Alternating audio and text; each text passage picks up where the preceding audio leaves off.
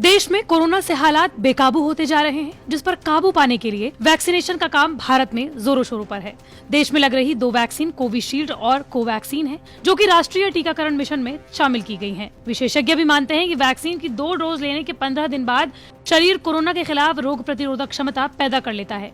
लेकिन इन तमाम दावों के बीच ऐसी खबर आ रही है जो पूरे वैक्सीनेशन प्रोग्राम और इसको लेकर किए जा रहे दावों पर सवाल खड़े कर देती है।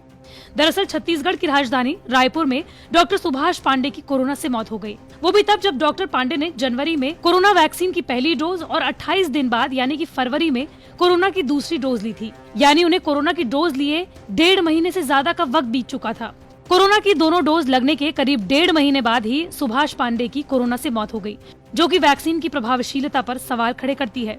लेकिन हैरान करने वाली बात सिर्फ इतनी नहीं है।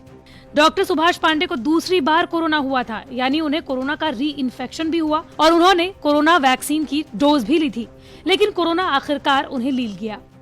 आपको बताते चले कि कोरोना से जुड़े आंकड़े को मीडिया के सामने रखने की जिम्मेदारी डॉक्टर सुभाष पांडे की ही थी। साथ ही सुभाष पांडे छत्तीसगढ़ कोविड-19 नियंत्रण अभियान के राज्य नोडल अधिकारी भी थे। आखिर वैक्सीन लेने के बाद भी कोरोना से कोई संक्रमित कैसे हो सकता है, या फिर वैक्सीन लेने के बाद भी कोरोना से मौत कैसे हो सकती है? सभी को लगा था कि कोविड वैक्सीन के आने के बाद कोरोना से जुड़ी सारी परेशानियां खत्म हो जाएंगी, लेकिन इसके बावजूद भी अब आपको संभल जाने की जरूरत है।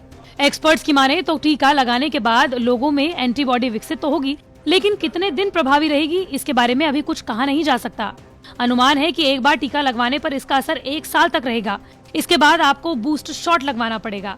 आपको बताते चलें कि वैक्सीन लगने के बाद एंटीबॉडी आपके शरीर में कब तक रहेगी, इसके बारे में कई देशों में अध्ययन अभी भी चल रहा है। कुछ मामले में वैक्सीन लगने के 4 महीने बाद भी एंटीबॉडीज मौजूद रहती हैं, तो कुछ मामलों में कुछ ही दिनों में खत्म हो जाती हैं। दरअसल कोई भी वैक्सीन कोरोना वायरस के खिलाफ 100% इम्यूनिटी की गारंटी नहीं देती है। इसे आप इस तरीके से ले सकते हैं कि वैक्सीन एक ट्रेनर की तरह होती है, इसलिए टीका लेने के बाद भी आपको कोरोना के खिलाफ नियमों का पालन तो करना ही होगा। ऐसे में हेल्थ एक्सपर्ट्स ने भी साफ किया है कि वैक्सीन लेने के बाद हुई मौतों के सीधे तौर पर वैक्सीन को जिम्मेदार नहीं ठहराया जा सकता। एक्सपर्ट्स का कहना है कि जिन लोगों की मौत हुई है वो किसी न किसी बीमारी से ग्रसित थे। साथ ही कोरोना वायरस के जो नए वेरिएंट सामने आ रहे हैं वो मुश्किलों को और बढ़ा रहे हैं। कई वैक्सीन किसी कोरोना के प्रकार पर काम तक नहीं करती। आपको बताते चलें कि इससे पहले साउथ अफ्रीका का कोरोना वायरस का जो वेरिएंट पाया गया था, उस पर एस्ट्राजेनेका वैक्सीन के काम न कर पाने की भी खबर थी। हालांकि एक्सपर्ट्स ये कह चुके हैं कि कोरोना की वैक्सीन लगाना वैक्सीन न लगाने से कहीं ज्यादा उपयोगी है। एक्सपर्ट ये भी मानते हैं कि ऑटोप्सी रिपोर्ट से पहले मौत के लिए वैक्सीन को जिम्मेदार ठहराना सही नहीं है।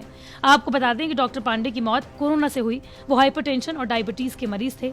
डॉक्टर पांडे की पत्नी, बेटा और बेटी भी डॉक्टर हैं। डॉक्टर पांडे स्वतंत्रता संग्राम सेनानी स्वर्गीय JN पांडे के बेटे थे।